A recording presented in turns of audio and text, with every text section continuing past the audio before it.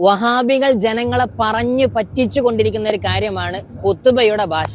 എത്ര തന്നെ തെളിവ് കൊടുത്താലും അവർക്കത് അംഗീകരിക്കാൻ പറ്റൂല. ഞാൻ വെല്ലുവിളിക്കാണ്, കേരളത്തിൽ എന്നല്ല ലോകത്തിന്റെ വിവിധ ഭാഗത്ത് ഒരുപാട് സ്വഹാബത്ത് വന്നിട്ടുണ്ട്, ദീനീ പ്രബോധനം നടത്തിയിട്ടുണ്ട്. ആ നാട്ടിലെ ഭാഷക്കനുസരിച്ചാണ് ദീനീ പ്രബോധനം നടത്തിയത്. അപ്പൊ പിന്നെ ആ നാട്ടിലെ ഖുത്ബയും ഉണ്ടാകും, ജുമയും ഉണ്ടാകും. ഏതെങ്കിലും ഒരു നാട്ടിൽ ഏതെങ്കിലും ഒരു സ്വഹാബി അറബി അല്ലാത്ത ഭാഷയിൽ ഖുത്ബ ഓതി എന്ന് ഏതെങ്കിലും ഒരു വഹാബിക്ക് തെളിയിക്കാൻ പറ്റുമോ? അങ്ങനെ നിങ്ങൾ തെളിയിക്കണമെങ്കിൽ അഹമ്മദ് സ്വാലിഹ് VP പേര് കുറിച്ചു വെച്ചോ, മെമ്പർഷിപ്പ് എടുത്തു വെച്ചോ, വരാൻ തയ്യാറാണ്. ആൺകുട്ടികളുടെ ഇവ. അസ്സലാമു അലൈക്കും വറഹ്മത്തുള്ളാഹി വബറകാതുഹു. പ്രിയ സഹോദരങ്ങളെ, നമ്മളെ സാലിഹ് മുസ്ലിയാർ വീണ്ടും വന്നിരിക്കുകയാണ്.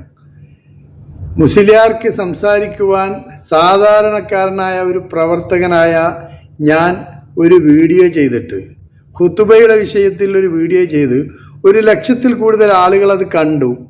പക്ഷേ ഇന്ന് വരെ അതിനെ ഗണ്ണിക്കാൻ നിനക്ക് കഴിഞ്ഞിട്ടില്ല.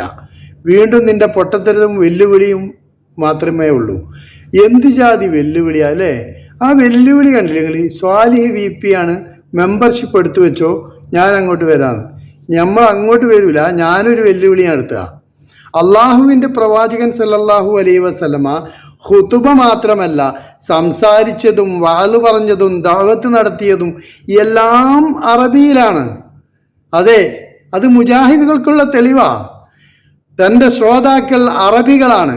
ആ അറബികളോട് അറബിയിലാണ് പ്രവാചകൻ ഖുതുബ നിർവഹിച്ചത്.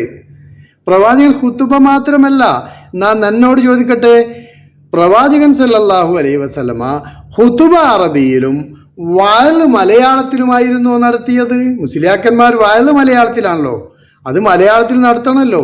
അപ്പോഴല്ലേ ഒരു തേങ്ങ 2000 ഉറുപ്പ്യക്ക് ലേലം വിളിക്കാൻ കഴിയുള്ളൂ അല്ലേ? ഒരു വാഴക്കൊല 5000 ഉറുപ്പ്യക്ക് ലേലം വിളിക്കണമെങ്കിൽ അറബി പറഞ്ഞാൽ തിരിയുമല്ലോ. സ്വാലിഹ് ഇമ്മിണി വലിയ ചോദ്യമായിട്ട് വന്നതപ്പോ. എന്താ ചോദ്യം? വഹാബികൾ കുറെ കാലമായിട്ട് ഇങ്ങനെ ആളുകളെ പറ്റിച്ചുകൊണ്ടിരിക്കുകയാണല്ലോ.